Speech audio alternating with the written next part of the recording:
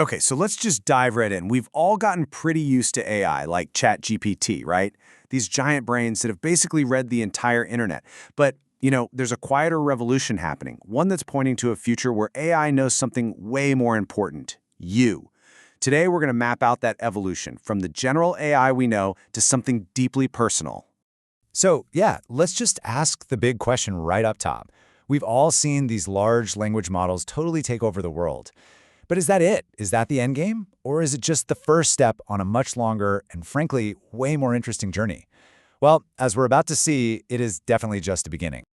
To really understand what's coming, first, we need to get our heads around this fundamental split in how AI models even learn. See, it's not just one path. There are two completely different worlds of AI training, and this difference changes absolutely everything about what these tools can actually do for us.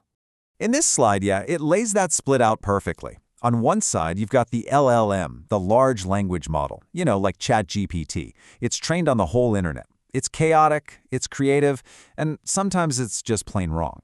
But on the other side, a whole different kind of animal is emerging. Let's call it a notebook language model, or an NLM. This thing is trained only on what you give it. Your documents, your notes, your research. And the result? No more making stuff up. No hallucinations. Just deep, perfect recall of the stuff you already trust. Okay, so this brings us to the first official stop on our evolutionary ladder. It's a brand new category of AI that's quietly taking shape right now. It's called the source language model, and you can think of it less like a creative brainstormer and more like a thoughtful, super meticulous librarian just for your mind. Let's actually get a formal definition down, because this term's so new you might not even find it on Google yet. A source language model, or SLM, is an AI trained only on your handpicked content. Its entire reason for being is to give you answers that are grounded in your sources, that understand the context, and can even cite exactly where it got the information from. The analogy here is really the key. An LLM is like a fantastic improv partner. It'll bounce ideas off you, it's creative, it's fun, it says yes, and. But an SLM? That's your thoughtful librarian. It is not going to make things up. It's going to find the exact passage in the exact book you gave it and hand it to you. One is all about creativity, the other is all about truth. But the librarian is just the beginning. Let's see how this concept builds. The next step, and you could argue it's a way more profound leap, is what we can call the intention language model. This is where AI moves from being a tool for your knowledge to becoming a partner in your growth. It becomes like an inner coach. And this right here, this is the crucial difference. A source language model knows what's in your documents. But an intention language model, or ILM, it starts to understand the patterns, the goals, the values behind those documents. It doesn't just see the data, it starts to see your purpose. This chart really clarifies the whole evolution. Let's just focus on that purpose row for a sec.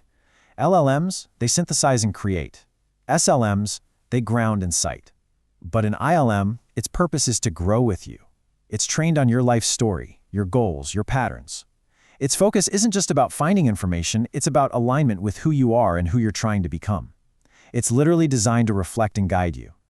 Okay, so what could possibly come after an AI that understands your intentions? Well, now we're moving into the speculative future, where we can imagine a whole stack of increasingly personal, sophisticated AI minds, each one building on the last. Let's take a quick tour. This is the ladder we could be climbing.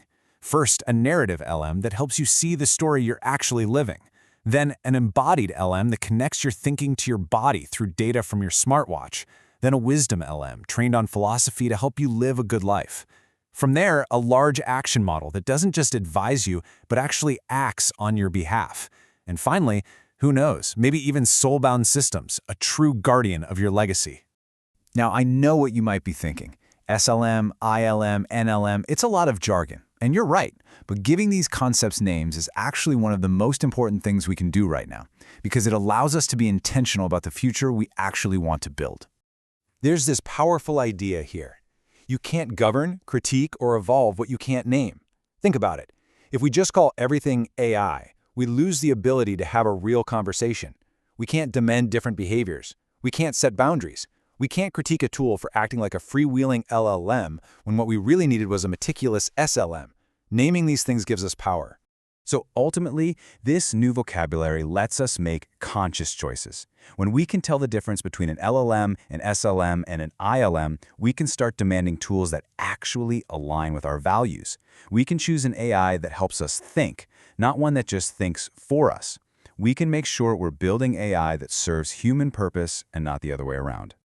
Which brings us to our final thought. This journey, from an AI that knows the internet to one that knows your soul, well, it's already underway. And as these tools get better and better at understanding us, the responsibility really shifts. It's not just about what we can get from AI anymore, but about what we choose to put into it. So I'll just leave you with this. If an AI can truly learn from your intentions, your values, and your life's work, what will you teach it?